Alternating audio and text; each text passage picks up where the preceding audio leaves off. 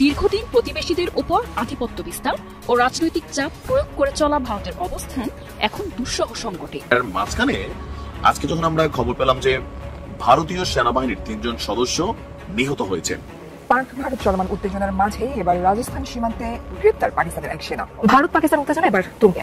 একদিকে পাকিস্তানের কাছে আটক ভারতীয় জওয়ান, অন্যদিকে ভারতের কাছে এবার ধরা পড়েন পাকিস্তানি রেঞ্জার।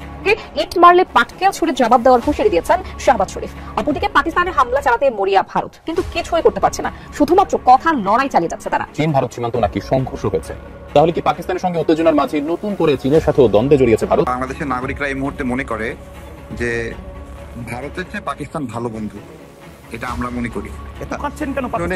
আপনি পাকিস্তানিরা আপনাদের সাথে কি করেছে ভুলে গেছেন? ৭১ সালে শুনেন, আজকে একটা মজার ঘটনা কি করছেন। কাশ্মীরের পেহেলগাম হত্যাকাণ্ডের পর থেকে ভারত পাকিস্তানের মধ্যে যে পারস্পরিক যুদ্ধংদেহী অবস্থান এবং উত্তেজনা চলছিল, সেটা কি কমলো খানিকটা, নাকি বাড়লো, নাকি একই রকম আসলো থাকলো? বা এই প্রশ্ন আমরা করতে পারি, উত্তেজনা যতটা দেখা যায় আদতে কি উত্তেজনা অতটা আছে, নাকি দুই পক্ষই এক ধরনের পলিটিক্যালি তার ডোমেস্টিক মার্কেটের জন্য খেলছে? নানান প্রশ্ন আছে। যাই হোক, সর্বশেষ পরিস্থিতি দেখা যাক, এবং এর মধ্যে একটা পদক্ষেপ অন্তত ভারতের দিক থেকে আছে যেটা বেশ এসকালেটরি, যেটা এই সিচুয়েশনটাকে আরো খারাপের দিকে নিয়ে যাবার সম্ভব। আসসালামু আলাইকুম সম্মানিত দর্শক শ্রোতা, নতুন একটা ভিডিওতে জানাচ্ছি আপনাদের স্বাগতম। এইমাত্র পাওয়া তাজা এবং গরম খবর।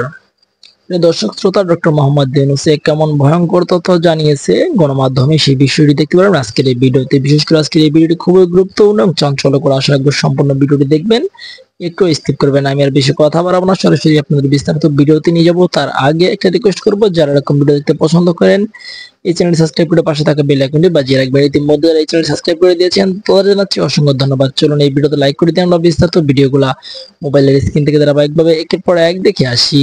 উত্তেজনা এবার তুঙ্গে।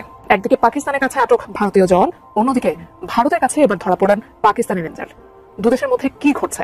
নিয়ন্ত্রণ রেখায় হঠাৎ ভয়াবহ গোলাগুলি কি কাকতালীয় নাকি পরিকল্পিত হামলা? সীমান্তে এই উত্তেজনায় কি যুদ্ধের সূচনা করাবে?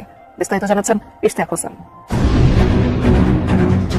পাকিস্তান ভারত সীমান্তের রাত তখনও অনেক গভীর। রাজস্থানের আন্তর্জাতিক সীমান্তে ঠান্ডা হাওয়া বইছে, তার মধ্যেই টহলে ব্যস্ত ভারতীয় সীমান্ত রক্ষীরা।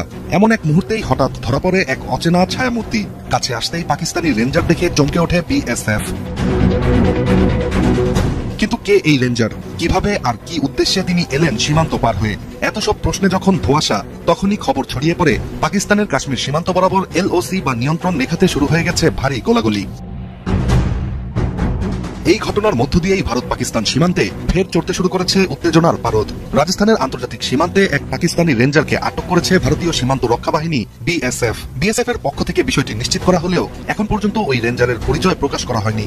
ভারতের স্থানীয় গণমাধ্যম ইন্ডিয়া টুডের একটি প্রতিবেদন থেকে জানা যায়, আটককৃত ওই পাকিস্তানি রেঞ্জার বর্তমানে বিএসএফ এর রাজস্থান ফ্রন্টিয়ারের হেফাজতে রয়েছেন।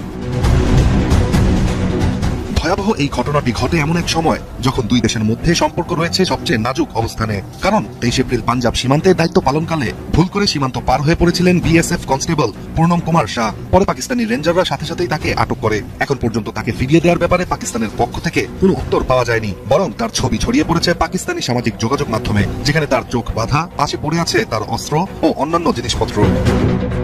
এই ঘটনার রেশ কাটতে না কাটতেই পাল্টা চিত্র রাজস্থানে। বিশ্লেষকরা বলছেন এটি হয়তো কাকতালীয়, না হয় দুই দেশের সীমান্ত নীতির মধ্যে নতুন এক খেলা। তবে 3 মের ওই ঘটনাকে কেন্দ্র করে কাশ্মীরের এলওসি বরাবর ছড়িয়ে পড়ে ভয়াবহ সংঘর্ষ। কুপওয়ারা, বারামুলা, পুঞ্চ, রাজৌরি, নশেরা, মেন্দর এবং সুন্দরবানি সেক্টর জুড়ে শুরু হয় ভয়াবহ গোলাগুলি। এদিকে ভারতীয় সেনাবাহিনীর দাবি, পাকিস্তানের সেনারা কোনো প্রকার উস্কানি ছাড়াই গুলি চালানো শুরু করেছে, যার পাল্টা জবাবও দেওয়া হয়েছে বলে জানিয়েছে ভারতীয় সেনাবাহিনী। বিশ্লেষকদের ধারণা, এই সংঘর্ষের পেছনে কারণ 22 এপ্রিলের পেহেলগামের হামলা। সেদিন জম্মু কাশ্মীরের পর্যটকদের উপর গুলি চালায় পাকিস্তান ভিত্তিক এক সন্ত্রাসী গোষ্ঠী, যাতে প্রাণ হারান অন্তত 26 জন ভারতীয় নাগরিক। সীমান্ত পরিস্থিতির এমন উত্তাল সময়ে দুই পক্ষই এখন বন্দী সৈন্যদের সামনে রেখে একরকম মনস্তাত্ত্বিক চাপ প্রয়োগ করছে বলেও ধারণা বিশ্লেষকদের। অতীতে দেখা গেছে এমন ভুল পারাপারের ঘটনায় দুই দেশই পতাকা বৈঠকের মাধ্যমে সৈন্যদের ফেরত দিয়েছে, কিন্তু এবার পরিস্থিতি ভিন্ন। প্রশ্ন এখন একটাই, এই সীমান্ত উত্তেজনা কি সাময়িক নাকি আরো বড় সংঘর্ষের পূর্বাভাস? তবে আপাতত দুই দেশের সীমান্তরক্ষীরা থাকছে সর্বোচ্চ সতর্কতায়, আর আকাশে প্রতিনিয়ত জমছে ঘন কালো মেঘের ছায়া। বাংলাদেশের নাগরিকরা এই মুহূর্তে মনে করে যে ভারতের চেয়ে পাকিস্তান ভালো বন্ধু, এটা আমরা মনে করি। এত কাঁদছেন কেন পাকিস্তানের জন্য? আপনি জল পাকিস্তানিরা আপনাদের সাথে কি করেছে ভুলে গেছেন 71 সালে? শুনেন, আজকে একটা মজার ঘটনা ঘটেছে। কি করছেন এই মুহূর্তে? তারেক ভাই, বাংলাদেশ থেকে তারেক ভাইও চলে এসেছেন আমার সাথে।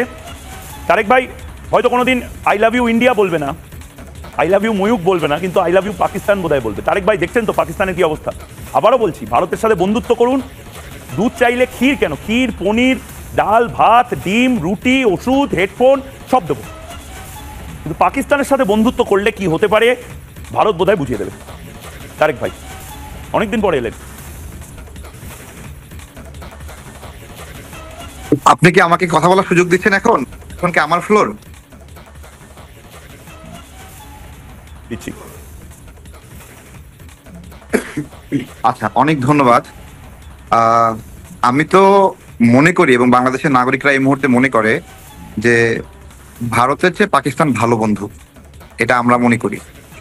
এটা আপনাদের আচরণের কারণে, আপনাদের হিংসা, মিথ্যাচারিতা, গীবত এসবের কারণে আমরা একটা অসহনীয় পর্যায়ে আছি যে আপনাদেরকে আর এদেশের মানুষ বন্ধু মনে করে না।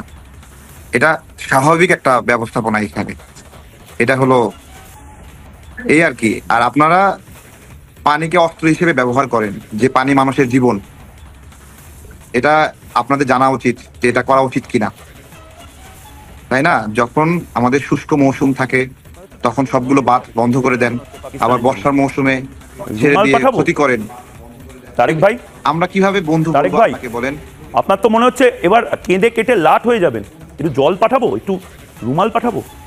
এত কাঁদছেন কেন পাকিস্তানের জন্য? আপনি জল, পাকিস্তানিরা আপনাদের সাথে কি করেছে ভুলে গেছেন 71 সালে? শুনেন, আজকে একটা মজার ঘটনা ঘটেছে। কি করছেন? এই যে জল বা মাল যাই পাঠান, এই যে দেখেন, এটা কি দেখেছেন? এটা হলো আজকে আপনাদের বিএসএফ আমাদের বিজিবির পা ধরে মাপ চেয়েছে, বুঝছেন? আপনি জল পাঠান, যাই পাঠান, এটা একটা ঘটে গেছে ঘটনা, মাপ চেয়েছে। এই আনন্দগুলো নিয়েই থাকুন তারেক ভাই। প্রবলেমটা হচ্ছে এই আনন্দগুলো নিয়ে, আপনাদের ছোট ছোট আনন্দ। আমাদের মতন বড় বড় দেশ বড় বড় স্বপ্ন দেখে। বাংলাদেশও বড় দেশ ছিল, না, বাংলাদেশকে দায়িত্ব নিয়ে আপনাদের মতন পাকিস্তানি প্রেমীরা ছোট দেশে পরিণত করছেন। আপনাদের জন্য বাংলাদেশের বাকি মানুষজন সাফার করছে। পাকিস্তান কি করছেন? পাকিস্তান একটা ফেল স্টেট, আমরা ভালো আছি, একটা জঙ্গি রাষ্ট্র। সেই জঙ্গি রাষ্ট্রকে কি আপনারা ভালোবাসবেন? যান পাকিস্তানকে নিয়ে আসুন। হাসিনা না, এইভাবে আশা করেন না, পাকিস্তান আর থাকবে না, এইভাবে আশা করেন না। কখনো ভেবেছেন যে আপনার বিএসএফ আমাদের বিজিবির পা ধরে মাপ চাবে? এটা কখনো স্বপ্ন দেখেছেন বলেন? দেখেন নাই, দেখতে হচ্ছে, আরো অনেক কিছু দেখবেন। আপনার মানসিকতাটা দেখুন, লোকে ভাবে একটু উন্নতি করবে। না, আমি গুলি করি নাই আপনাদের মতো, আপনাদের বিএসএফ কে গুলি করে মেরে ফেলি নাই আমরা। আপনাদের বিএসএফ অপহরণ করতে আসছিল, আমাদের সীমানায় ঢুকে কৃষককে অপহরণ করতে আসছিল, বেঈমান বলা হবে, গুলি করে হত্যা করি নাই। বেঈমান বিশ্বাসঘাতক বলা হবে তারেক ভাই। আপনারা কি বেঈমান? আপনারা কি বিশ্বাসঘাতক? দিয়েছি তারেক ভাই, আপনাদের জন্য একটা গোটা দেশ। কাশ্মীরের পেহেলগাম হত্যাকাণ্ডের পর থেকে ভারত পাকিস্তানের মধ্যে যে পারস্পরিক যুদ্ধংদেহী অবস্থান এবং উত্তেজনা চলছিল, সেটা কি কমলো খানিকটা, নাকি বাড়লো, নাকি একই রকম থাকলো? বা এই প্রশ্ন আমরা করতে পারি, উত্তেজনা যতটা দেখা যায় আদতে কি উত্তেজনা অতটা আছে, নাকি দুই পক্ষই এক ধরনের পলিটিক্যালি তার ডোমেস্টিক মার্কেটের জন্য খেলছে? নানান প্রশ্ন আসে। যাই হোক, সর্বশেষ পরিস্থিতি দেখা যাক, এবং এর মধ্যে একটা পদক্ষেপ অন্তত ভারতের দিক থেকে আছে যেটা বেশ এসকালেটরি, যেটা এই সিচুয়েশনটাকে আরও খারাপের দিকে নিয়ে যাবার সম্ভাবনা হিসাবে হাজির হতে পারে। আগে এর মধ্যে কি ঘটলো আমার সর্বশেষ ভিডিওর পর থেকে? আমরা সীমান্তে গোলাগুলি চলছেই ক্রমাগত, স্মল আর্মস ফায়ার, এখনও মর্টার বা আর্টিলারি টাইপের কোনো গোলা নিক্ষেপের ঘটনার কথা অন্তত জানা যায়নি।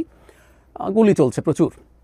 প্রত্যেকেই আমি দেখলাম যে পাকিস্তান তার নিয়ন্ত্রিত কাশ্মীর, আজাদ কাশ্মীরের মাদ্রাসা বন্ধ করে দিয়েছে, সেখানে 2 মাসের জন্য খাবার মজুত করতে বলছে, যুদ্ধ হতে পারে বলে।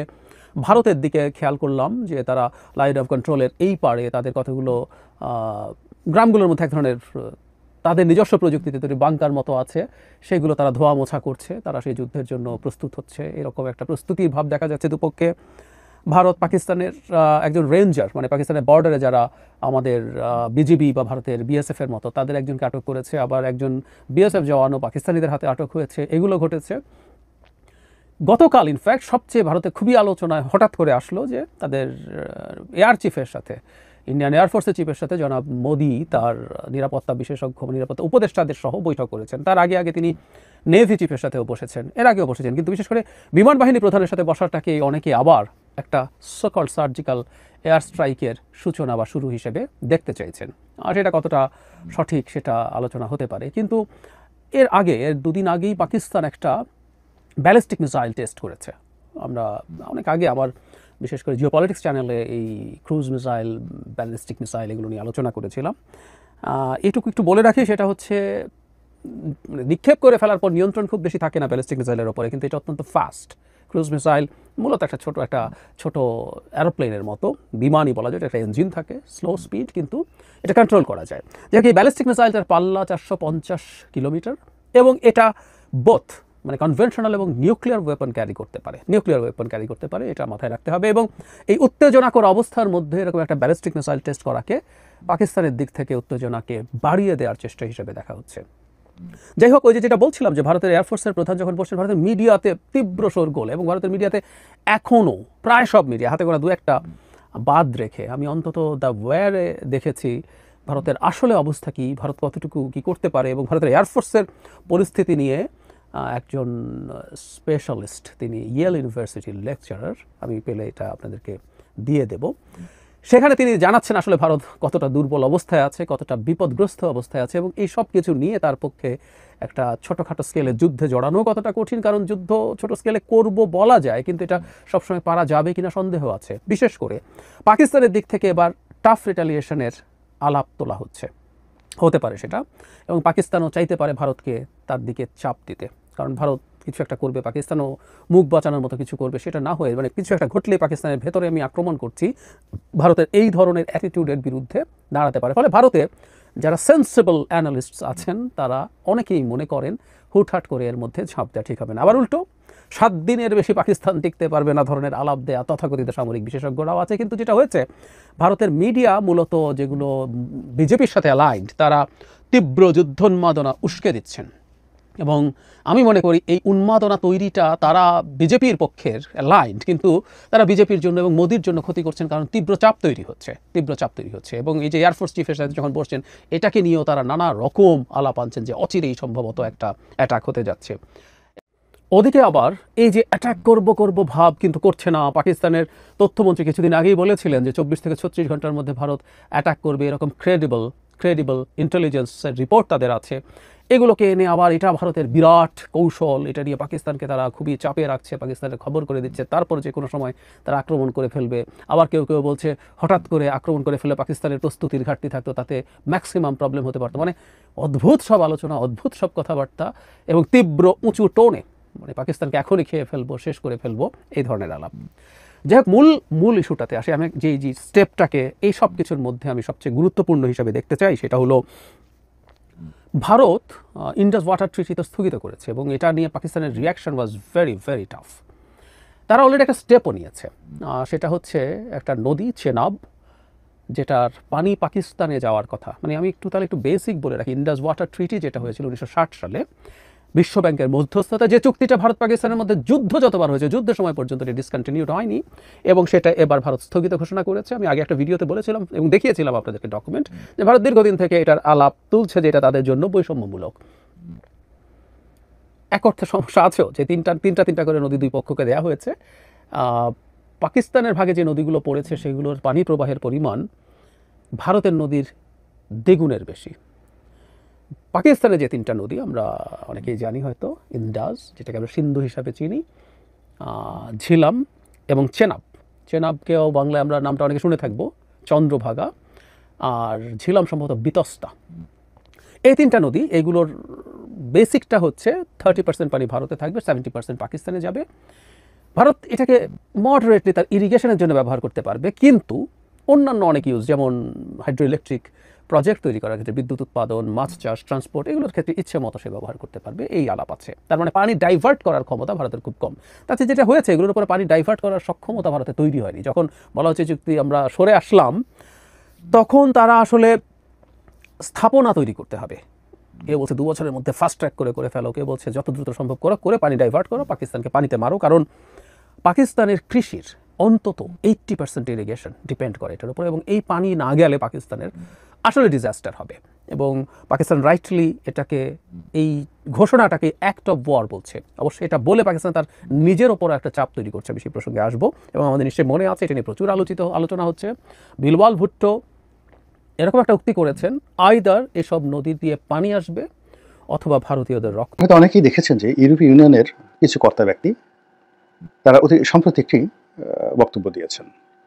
এটি কি সংবাদ সম্মেলন নাকি কোন একটা উপলক্ষে এই বক্তব্যটা দিয়েছেন আমি স্পষ্ট নয়, তবে এরকমই একটা খবর আমি সেই মানব জমিনের যে সংবাদ সেই সংবাদের মাধ্যমে জানতে পেরেছি। এখানে ঘটনা যাই হোক না কেন, এই ধরনের একটা ঘটনা ঘটবে বা এরকম একটা পরিবেশ পরিস্থিতি তৈরি হবে, এটা আমরা বাংলাদেশে যারা রাজনীতি নিয়ে আলাপ করি, আলোচনা করি, তারা অনেক আগের থেকে এটা জানি। অর্থাৎ খবরের মূল যে প্রতিপাদ্য সেটা আগে বলে নিই, সেটা হলো ইউরোপীয় ইউনিয়ন তারা চাচ্ছে ডক্টর মোহাম্মদ ইউনূস এই মুহূর্তে যে কাজগুলো করছেন, অর্থাৎ সংস্কার করছেন, রাষ্ট্র সংস্কার করছেন, এটি অব্যাহত থাকুক এবং এই কাজটির জন্য তারা তাকে পর্যাপ্ত সময় দিতে চান। অর্থাৎ তিনি দ্রুততার সঙ্গে তাড়াহুড়ো করে এইভাবে ডিসেম্বরের মধ্যে করুন বা 2026 সনের জুনের মধ্যে করুন, এরকম টাইম ফ্রেম ইউ দিতে চাচ্ছে না। তারা বলছে যে এই কাজগুলো অনেক ভালো, এটা নিয়ে যদি আরও দীর্ঘ সময় নিয়ে কাজ করতে পারে দেশ একটা সুন্দর স্থিতির উপর দাঁড়ায় এবং ইউরোপের দেশগুলো যেভাবে সভ্য ওইরকম বাঙালিও সভ্য হোক, তাহলে কি হবে, ইউরোপীয় ইউনিয়নের সঙ্গে আমাদের যে ব্যবসা বাণিজ্য সম্পর্ক সেটা আরও উন্নততর হবে। এক।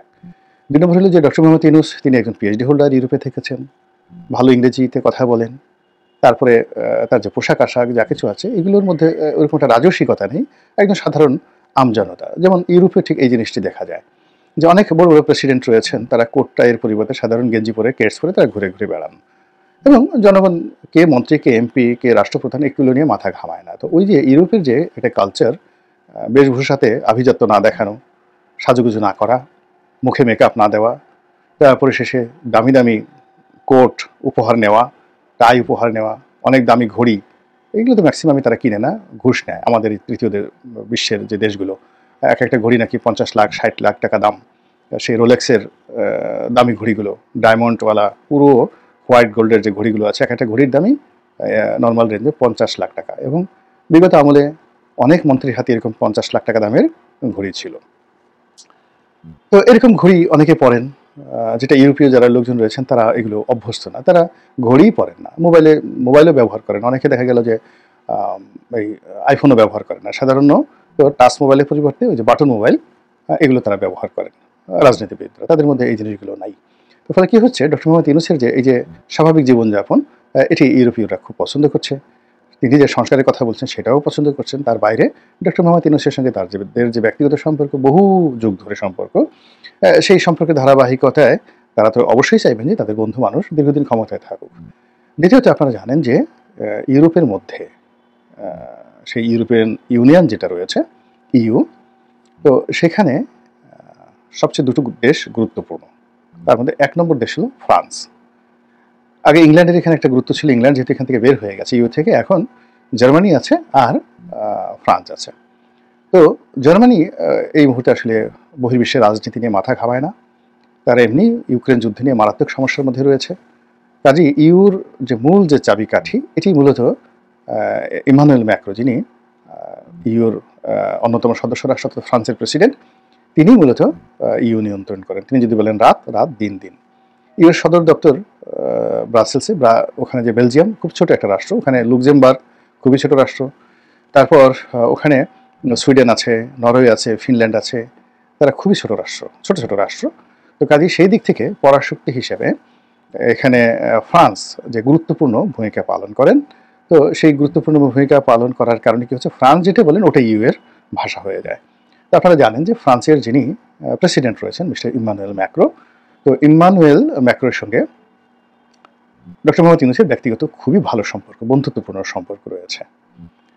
তো সেই দিক থেকে ইউ ডক্টর মোহাম্মদ ইউনূসের পক্ষে থাকবেন, এটাই স্বাভাবিক। এবং আশ্চর্য ব্যাপার হলো, শেখ হাসিনা যখন ক্ষমতায় ছিলেন তখনও কিন্তু ইউর সঙ্গে তাদের একটা সম্পর্ক ভালো ছিল, কিন্তু সমস্যাগুলোর মধ্যে পিনাকি ছিল না।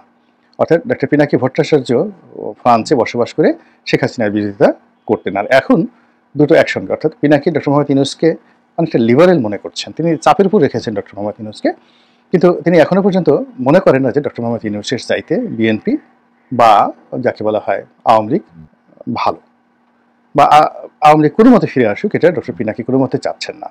ফলে কাজেই ইউরোপের যে প্রচার এবং প্রোপাগান্ডার যে মেশিন, তার সঙ্গে বাংলাদেশের যে সোশ্যাল মিডিয়া কেন্দ্রিক প্রচারণার যে মেশিন, এবং এর সঙ্গে সামঞ্জস্য রেখে আমাদের যে লোকাল মিডিয়া, এটা অনেকটা এখন আপনি একে ইউনুস মিডিয়া বলতে পারেন, অথবা আপনি শফিক মিডিয়া বলতে পারেন। মিডিয়ার এত বোধোদয় বা এতটা রেনেসা কখনো কোনো জামানাতে আমি দেখিনি। এমনকি বঙ্গবন্ধু যখন বাকশাল করলেন, তখন বাকশাল করার পর যে 4টি পত্রিকা ছিল, এবং এই 4টি পত্রিকা বাকশালকে তেল দেওয়ার জন্য, বঙ্গবন্ধুকে তেল দেওয়ার জন্য তারা যে জাগরণ তাদের হয়েছিল, গণজাগরণ হয়েছিল, তার সাথে এখন আমাদের দেশের অনেক গণমাধ্যমের, বেশিরভাগ গণমাধ্যমের এমন একটা জাগরণ এসেছে, রেনেসা এসেছে। তারা কি করে তথ্য সচিব যিনি রয়েছেন এখন, তথ্য সচিব মানে কি, ডক্টর মোহাম্মদ ইউনূসের যিনি তথ্য সচিব বা উপদেষ্টা, তথ্য উপদেষ্টা বা তথ্য সহকারী, এরকম একটা পদ পদবি হবে। কিন্তু আমি এই জিনিসগুলো মানে তার পদ পদবিটা জানি না। যেটা জানি যে তাকে সিনিয়র সচিব, মানে প্রজাতন্ত্রের সিনিয়র সচিব পদমর্যাদায় তাকে নিয়োগ দেওয়া হয়েছে। আর দ্বিতীয়ত হলো যে তিনি এখন এতটা বিখ্যাত, এতটা আলোচিত, এতটা ক্ষমতাধর যে ডক্টর মোহাম্মদ ইউনূস এবং শফিক সাহেব, এই দুটো নাম যুগপৎ, একেবারে জড়োয়া ভাই, পিতা পুত্র, বা অন্যান্য যেমন মামা ভাগিনা, পিতা পুত্র, চাচা ভাতিজা, এরকম একটা সম্পর্কের মতো একেবারে দহরম মহরম সম্পর্ক হয়ে গিয়েছে।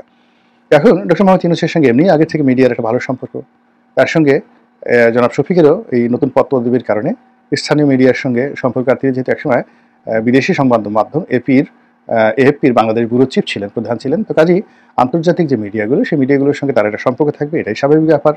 ফলে কি হচ্ছে, CNN, আল জাজিরা, তারপর ফক্স নিউজ, এরপর আপনি the Telegraph, new York Times, Sunday Times, Washington post থেকে শুরু করে বিদেশে আরও নাম করা পত্রপত্রিকা, ফ্রান্সের লা মন্ডে, এরকম অনেক, জাপানের পত্রপত্রিকা, সবার সঙ্গে ডক্টর মোহাম্মদ ইউনূসের যে সম্পর্ক, সেটার সঙ্গে মানে ইউনূসের যে এখন রাইট হ্যান্ড মিস্টার শফিক, তার সম্পর্কের কারণে মিডিয়াটা মূলত একেবারে পরিপূর্ণভাবে একটা নতুন জাগরণের তৈরি হয়েছে। যে কোনো মূল্যে ইউনূস সাহেবের সকল কর্মকে এনলাইটেন অ্যান্ড হাইলাইট করতে হবে। আর এর ছোঁয়া গিয়ে পড়েছে সামাজিক মাধ্যমে। সামাজিক মাধ্যমে একটা ভাব তৈরি হয়ে যাচ্ছে, কখনো নেতিবাচক, কখনো নেতিবাচক। তো এগুলো এখন আমি ধরুন কথার কথা ডক্টর মোহাম্মদ ইউনূসের সমালোচনা যদি করি, কিন্তু 3টে সমালোচনা করার পর যদি একটা পজিটিভ কথা বলি, তখন লোকটা করবে কি, লোকগুলো করবে কি, আমার কথাটা গ্রহণ করবে, যে এর কারণে আমি 3 দিন গালাগালি করেছি। তো কাজেই যারা ইউনূস বিরোধী লোক, তারা চতুর্থ ভিডিওতে দেখা গেল আমি ইউনূসের পক্ষে বলে ফেললাম যে ও মাই গড, তার মতো মহামানব আর হয় না। তো এভাবে আসলে সোশ্যাল মাধ্যমে যে পলিটিক্যাল বিহেভিয়ার, ইকোনমিক বিহেভিয়ার, এটা একটা নতুন প্যাটার্ন তৈরি হয়ে গেছে আমাদের এই অন্তর্বর্তীকালীন সরকারের জামানাতে, এবং যার পুরোটাই ডক্টর মোহাম্মদ ইউনূসের অফিস নিয়ন্ত্রণ করছেন। তো তারই প্রেক্ষিতে এই ইউরোপীয় ইউনিয়ন যারা লোকজন রয়েছে, তাদের সম্পর্ক, তার সঙ্গে সঙ্গে এই যে সোশ্যাল মিডিয়া, তার সঙ্গে সঙ্গে মূলধারার গণমাধ্যম, সব জায়গাতে এখানে দেখানো হচ্ছে যে আমাদের এই দেশ এখন অর্থনৈতিকভাবে এতটা স্বাবলম্বী, ওয়ার্ল্ড ব্যাংক অর্থাৎ বিশ্ব ব্যাংক, জাইকা, IMF এর কোনো লোন দরকার নেই। 2 নম্বর হলো যেখানকার মানুষ এতটা সুখে আছে যে তারা ডক্টর মোহাম্মদ ইউনূসকে ছাড়তে চাচ্ছেন না, আরও 5 বছর 10 বছর আজীবন তিনি থাকেন। এবং তিনি শুধু নন, তার যারা উপদেষ্টা রয়েছেন তারাও যেখানে যাচ্ছেন, মাঠে ঘাটে পথে আওয়াজ উঠছে যে ইউনূস স্যারকে আর ছাড়া যাবে না। নর্মালি আমরা শেখ হাসিনাকে হাসিনা বলতাম, বেগম খালেদা জিয়াকে খালেদা বলতাম, তারেক রহমান সাহেবকে তারেক বলি, জিয়াকে জিয়া বলি, বঙ্গবন্ধুকে ওই জামানাতে শেখ সাহেব বলতেন, এখন কেউ মুজিব বলেন, শেখ মুজিব বলেন, ইত্যাদি ইত্যাদি। কিন্তু ডক্টর মোহাম্মদ ইউনূস সম্পর্কে সম্মান এবং মর্যাদা এরকম একটা ভাইব তৈরি করা হয়েছে। এখন বেশিরভাগ মানুষ তাকে ইউনূস স্যার বলেন। এটা চারটিখানি কথা নয়, মানে একজন রাজনৈতিক পোর্টফোলিওধারী একজন ব্যক্তিকে, এমনকি এই সমাজে অনেক লোক ইউনূস সাহেবের সমালোচনা করছেন, কিন্তু খুব বিনয়ের সঙ্গে তাকে তারা স্যার সম্বোধন করছেন।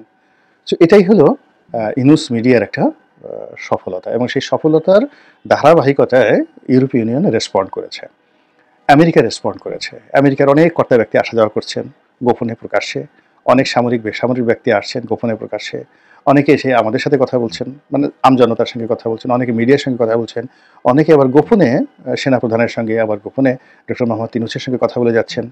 মানে ইট মিনস ইউনূস সাহেবের জন্য একটা করিডোর স্পেস তৈরি করার জন্য ইউরোপ এবং আমেরিকা চেষ্টা চালাচ্ছেন। আর এই সকল চেষ্টা চালানোর ফলে ডক্টর মোহাম্মদ ইউনূসের যে মিশন এবং ভিশন এটি দীর্ঘায়িত হচ্ছে। আর তার কাছে যারা লোকজন আমজনতা যা কিছু চাচ্ছে, নির্বাচন যা কিছু চাচ্ছে, এগুলোতে পর্দা পড়ে যাচ্ছে, ভীষণ রকম একটা পর্দা পড়ে যাচ্ছে। এই কারণ হলো আমরা সবসময় সাদা চামড়ার যারা মানুষ তাদের সার্টিফিকেটকে পছন্দ করি। ইউ বলেছে সংস্কার দরকার, এবং ইউরোপ যদি বলে যে তোমরা যে সংস্কারগুলো না করো তাহলে আর তোমাদের দেশ থেকে মাল নেব না, সঙ্গে সঙ্গে দেখবেন সমস্ত গার্মেন্টসের মালিকরা ডক্টর মোহাম্মদ ইউনূসের সাথে দেখা করবেন এবং পুরো রাজনীতিতে একটা নতুন অলিগার শ্রেণী তৈরি হয়ে যাবে। এবং এটা ডক্টর মোহাম্মদ ইউনূসের জন্য ওয়ান্টুর বিষয়, তিনি ইচ্ছা করলে এখনই এটা পারেন। তারপর আমেরিকাতে একই অবস্থা, এবং তিনি দেখেন যে কাতারের ভিসা বন্ধ হয়ে গেছিল, এখন ডক্টর মোহাম্মদ ইউনূস একটা টেলিফোন করে সেই ভিসা আবার নতুন করে চালু করে দিয়েছেন। কাতার না, ঠিক মানে যেটা দুবাই, সংযুক্ত আরব আমিরাত, যেটাকে UAE। এটি নিয়ে মিডিয়া খুব খুশি যে এরকম ঘটনা কখনো ঘটেছে। কাতারে এইভাবে যদি ভিসা বন্ধ করে দেওয়া হয়, দুবাইতে ভিসা বন্ধ করে দেওয়া হয়, এখন মক্কাতে যদি উমরার ভিসা বন্ধ করে দেওয়া হয়, এই জিনিসগুলো ইউনূস সাহেবের মতো মানুষই হ্যান্ডেল করতে পারেন। কাজেই এই যে মহামানব যাকে আল্লাহ রাব্বুল আলামিন স্পেশালি ডিজাইন করেছেন, স্পেশালি তৈরি করেছেন, যোগ্যতম করেছেন, তারপর শেষে আমাদের উপরে তিনি নাজিল করেছেন। কাজে এই নিয়ামত, এই রহমত, এই বরকত, এই রত্ন, এই মণিমাণিক্য, এগুলো হারানো যাবে না। এবং এটা শুরু হলো এই EU এর এই সার্টিফিকেশনের মাধ্যমে। দেখা যাক পরিস্থিতি কোন জায়গায় যায়, কি পরিণতি ডেকে নিয়ে আসে, এবং আমরা আগামী দিনগুলোতে কোথায়। প্রিয় দেশবাসী, শুরু থেকে শেষ পর্যন্ত যারা এই ভিডিওটি দেখেছেন সকলকে জানাই অসংখ্য ধন্যবাদ। যারা এরকম নিউজ ভিডিও পেতে পছন্দ করেন তারা অবশ্যই এই চ্যানেলটি সাবস্ক্রাইব করে পাশে থাকা বেল আইকনটি বাজিয়ে দিবেন। যারা এখন এই ভিডিওটি শেয়ার করেননি, এই ভিডিওটি দ্রুত শেয়ার করে সকলকে দেখার সুযোগ করে দিন।